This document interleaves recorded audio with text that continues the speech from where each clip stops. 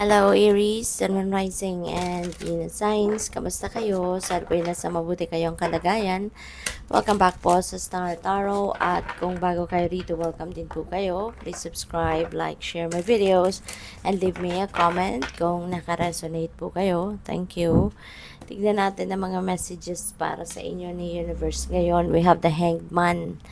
Ayan, so si Hanged Man is stagnation energy. This is point in your life na parang titigil muna ang lahat, no? Kung ano man itong mga pinagkakaabalahan ninyo, ano man ang mga inaasikaso ninyo, there could be some delays, there could be some pagpause ng inyong ginagawa. Okay? Because this is the way of the universe to tell you na teka lang muna Aries, pahinga ka muna kasi there could be other things na dapat ninyong pagkaabalahan rather than kung ano yung pinagkakaabalahan ninyo at this time. You know, parang ano ito sa inyo, eye-opener, you know, para makapag-isip-isip muna kayo, para mapagtuunan ninyo ng pansin ang ibang bagay, na dapat ninyong pagtuunan ng pansin. Kasi whatever it is that you've been working on sa ngayon might not be the one na dapat ninyong pagtuunan ng pansin. Okay? So, yun, time for introspection, time for reflection, and with that, there may be new perspective that will arise. Maaaring merong bagong ideas, merong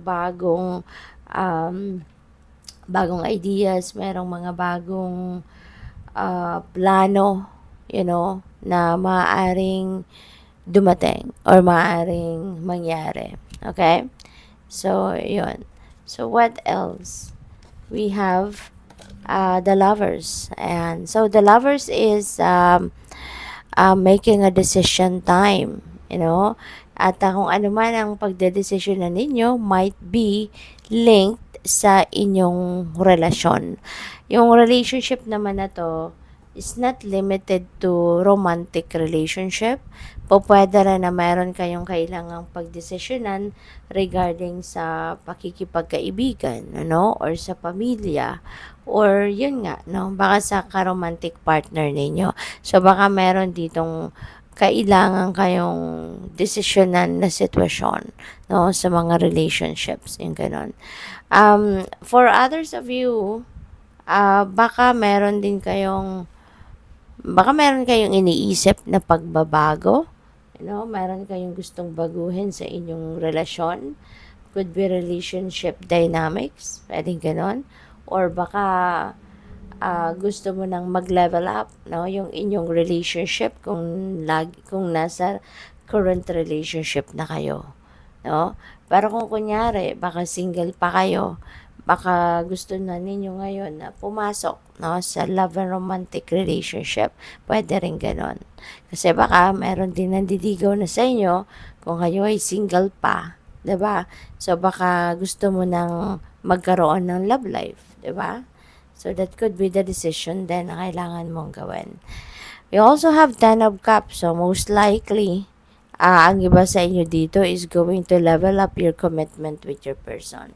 Kung kayo ay nasa current relationship na, baka meron ditong kagustuhan na ang iba sa inyo, Aries, na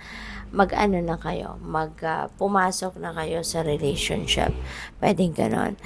Si 10 of Cups is happy family. Domestic bliss, domestic happiness ito.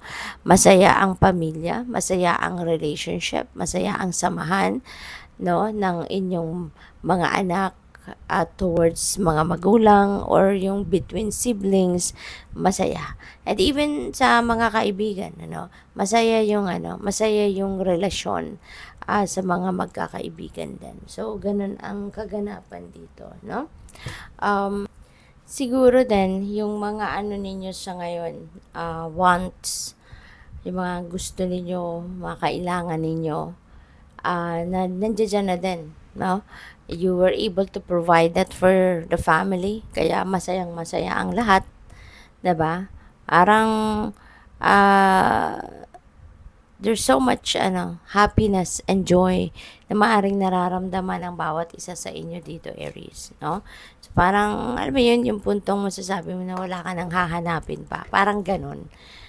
Pupuwede rin na meron ditong magaganap na reunion, no? Hindi lang ng magkakapamilya, kundi ng kasama na yung mga kaibigan, yung gano'n, no? So, we have love, ayan. You will be oozing with love talaga. You will be full of love sa ngayon, Aries, no? Hindi lang ito sa doon sa magkakaroon ng love life, kundi doon sa dati ng may love life, dito sa pamilya, talagang siksik liglig umaapaw ang pag-ibig or pagmamahalan, no, ng mga tao sa ngayon. We have success. Wow, napakaganda. Magtatagumpay kayo.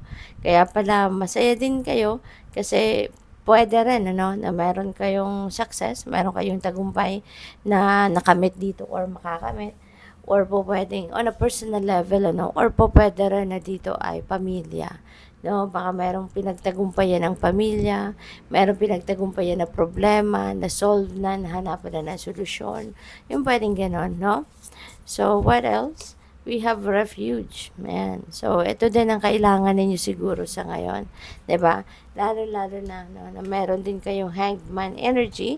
Maybe now is the time that you need to think.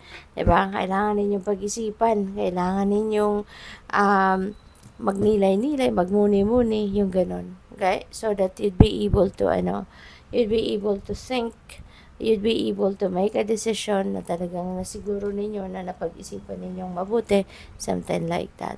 Or kailangan ninyo na magnilay-nilay at magmuni-muni para makapagpahinga kayo at mapag-isipan ninyo mabuti kung ano man ang mga desisyon na kailangan ninyong pagdesisyonan. Okay? So, good luck sa'yo. Thank you for watching, Love and Light. Namaste.